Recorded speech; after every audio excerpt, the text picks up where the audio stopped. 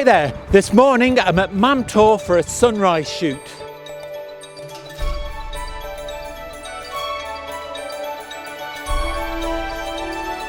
So I haven't been out for an early sunrise shoot for quite a long while, so I thought it was about time that I did. It's bitterly cold because we're at the beginning of January. It's only just above freezing and there's already quite a lot of people here. From the car park, I guess there's probably about 6 or 7 people already on the way up to the top of Mam Tor. But what I thought I'd do in this video as well is I'd talk about what I like about my Z6II, because a couple of videos ago I spent a bit of time bashing it, but for me, landscape photography is what the Z6II is really made for. So come with me and hopefully I'll help you to enjoy your photography.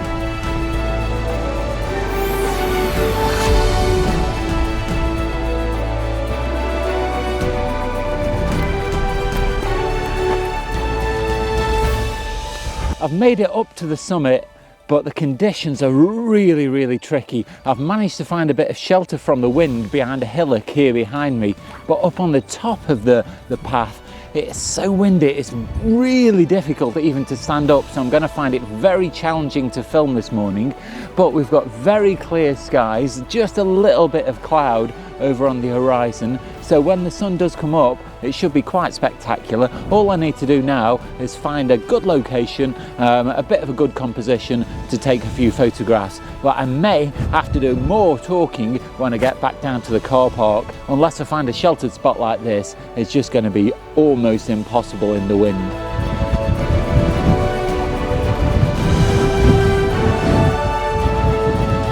So the lights come up now enough so I don't need to use a head torch to light the video. I'm in just about the right location now for when the sun does rise. It's going to be very tricky. As I said, I found another sheltered spot behind this hill, so I'm out of the wind. But I think there's at least another 4 or 5 people that I can count that are probably photographers as well, so it's going to be a bit of a battle for the best place.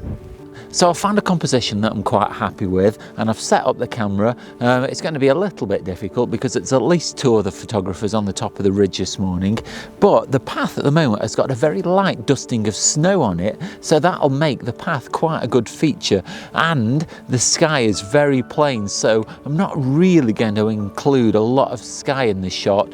There might be a bit of colour, but at the moment I'm not even very hopeful for that. So the star of the show this morning is going to be when the sunlight hits the path and the hills.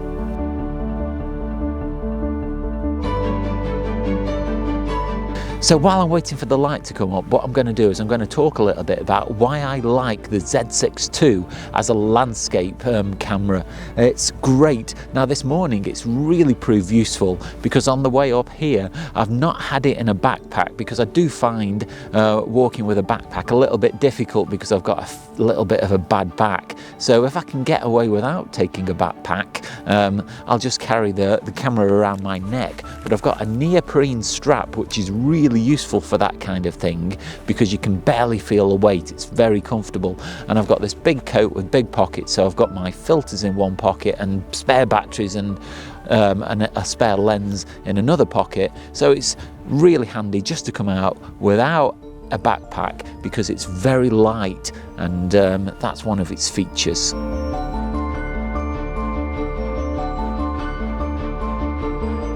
So another thing that I really like about the Z6II is the EVF. Now if you've moved over to a mirrorless camera from a DSLR, it does take a little bit of getting used to. So an EVF is an electronic viewfinder, whereas in a DSLR you get an optical viewfinder. So the optical viewfinder basically shows you a real-time view of what you see with your naked eye, but it doesn't really give you much information about what the camera sees. In an electronic viewfinder, what you see is what the image will actually look like, so you get details about the exposure straight off in the viewfinder. You also get other information such as histograms and the leveling device, so it's really handy to get a good preview of what the picture is actually going to look like.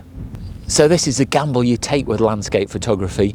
You can look at the weather forecast, and I knew the weather was going to be fairly clear, so we were going to get some nice sun this morning. There's a tiniest bit of cloud over on the horizon which should catch the sun, but unfortunately it's in the wrong direction.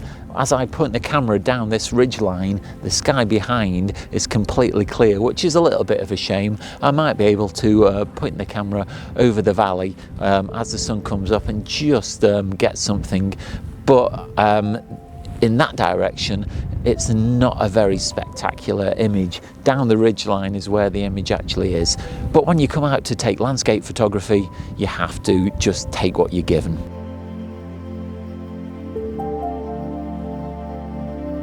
I'm really glad this morning I've got a bin bag in one of my pockets, because one, it's allowed me to sit down and have a rest, but getting a little bit lower has got me down out of the wind, and this little ridge here behind me has given me a little bit of shelter. One thing the Z6II does do very well is taking video. A week or so ago, when I did my question and answer video, I filmed it on my Z6II, and I filmed it all at f2 to give me a very shallow depth of field, and the autofocus did a really good job of keeping me nicely sharply in focus all the time. Now the only downside is it doesn't have a flip out screen, but I have got a little monitor that I plugged into the camera to make sure that I was framed properly and always in focus.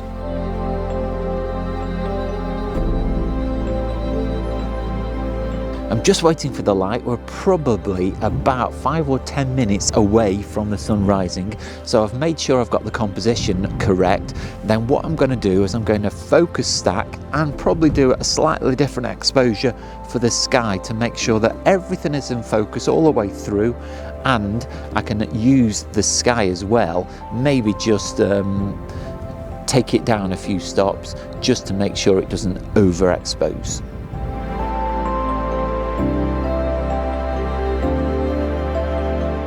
So the sun has just come up over the horizon. What I've done is I've put a neutral density graduated filter on the front of the camera just to give me a little bit more control over the exposure of the sky.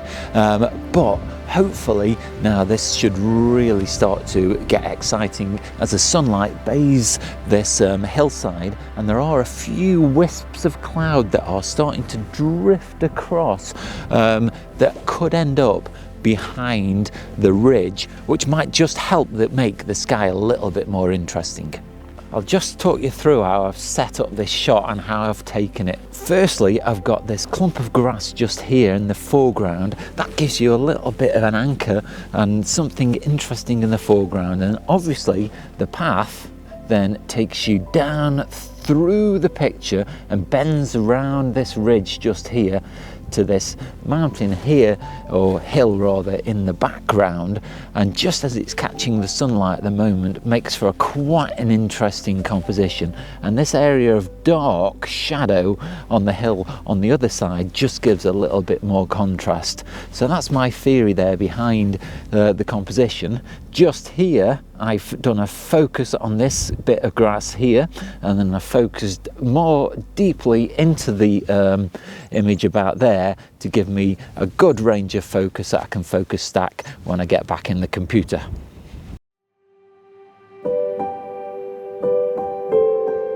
One of the real strengths of the Z6II is its sharpness, and this is mainly because of the new Z lenses that Nikon have developed for their mirrorless cameras. There aren't as many Z lenses at the moment as there are F lenses, but the range is continually growing. But they are great lenses and they are very sharp. Now, one possible problem that people do worry about is the battery life of mirrorless cameras. Now, I have only used one battery this morning and it's still half full. Now, I haven't been using the screen or the EVF a particular amount, but it is really cold this morning.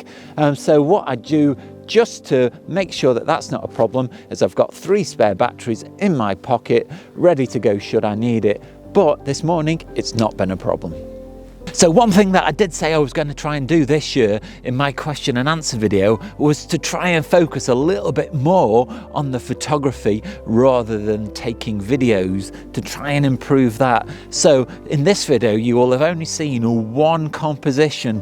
I've picked my location and spent quite a bit of time getting the right shot and waiting for the light. So you will have seen different times during the morning all of this same shot. Now, could I have found a different composition? Absolutely.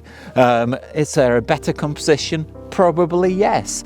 But just here, I'm quite happy with this composition that I found. I like the tuft of grass and the way that the path curves around to the hills there in the background, and it's quite pleasing, and with the light. Now, it was a shame that those clouds never materialized. It seems that as they move across the sky, they just disappear just before they get to the prime location, which is a little bit of a shame. So they never actually got into the right position.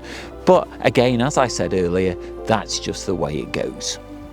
Just before I show you the final shot, what I've done is I've had a little bit of a play with a couple of the images and added a sky. Now, some people might find this a little bit controversial, but for me, it's all about the final image. But I will show you the unaltered one at the end, but I've got this shot here where I've added some actual clouds that I took from the horizon this morning while I was out on location. And then this shot, which I think really looks good, with some different clouds that I have taken from a different time, from a different location. But if I see a nice sky, what I tend to do is take it anyway and then save it in a folder in case I want to use it as a sky replacement. But let me know your thoughts on sky replacements, whether you think it's cheating or whether you think it's acceptable. So what I'll do now is I'll show you the final image that's completely unaltered.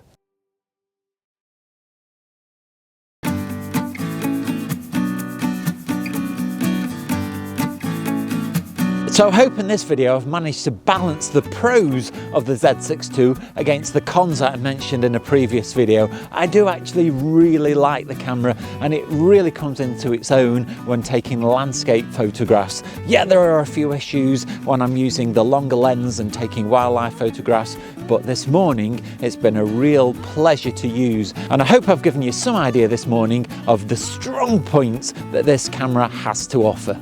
If you've enjoyed this video or do have any questions, leave them down below in the comments or nip over to my Instagram account, that's @Photography, and you can leave me your comments there. Now, if you like what I do on the channel, you can support me by visiting my Teespring store. There I've got a range of merchandise on offer, so go and check that out. But you don't have to spend any money at all to support the channel. You can do that simply by clicking like, subscribe and the bell notifications. That way you stay up to date with all my future releases, and it really helps me out. So I am going to change my release schedule slightly. I'm still going to release on a Sunday, but from 10 o'clock onwards, depending on when the video's ready. So you won't have to wait until 4 o'clock. In the meantime, go and check out this video up here. But all that's left now from the summit of Mam Tor on this really cold morning is to say, stay safe, and I'll see you soon.